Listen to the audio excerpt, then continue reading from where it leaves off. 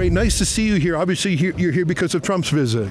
Correct. The president will come in here in a couple of hours, and I'm really looking forward to his remarks. And I was going to talk about how the U.S. is back in business and we're number one, and it can always be a couple of surprises in what the president speaks on today.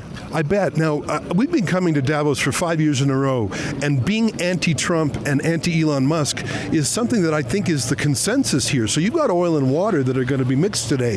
What's going to happen? Do you think there's going to be people converted to Trump's way of thinking? Do you think they'll rebel against him? What's your hunch about the delegates here, the VVIPs? Yeah, I'd push back on that a bit and say that even last night as I was walking around my first night here in Davos, there were a lot of people who are very interested in what the administration is doing, what the president's going to have to say, and in particular the fact that the U.S. is still the best place in the world to do business. That's a place where all the capital's moving to, and everything that the president does becomes top of the full front page story the next day. So everyone wants to hear it. By the way, there are a lot of Trump supporters here, way more than I would have thought.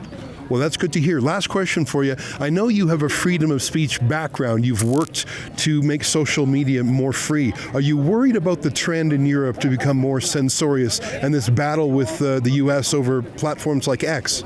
Absolutely. So obviously we see what's going on with Ofcom in the UK, which is a massive issue, and I know the vice president and the president have both spoken out on this, but very concerned about the EU and where they're going in their efforts to punish some of the American tech companies.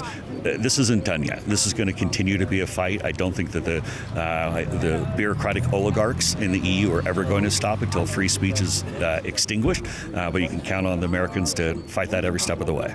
Great to see you here. Thanks for your time. Thanks. Rebel News comes to Davos every year in Switzerland for the World Economic Forum. These are the masters of the universe, the oligarchs who want to rule over us. It's an incredible gathering of VIPs.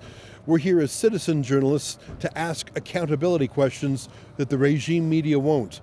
To watch all our reports and to help us crowdfund our costs to get here, please go to wefreports.com.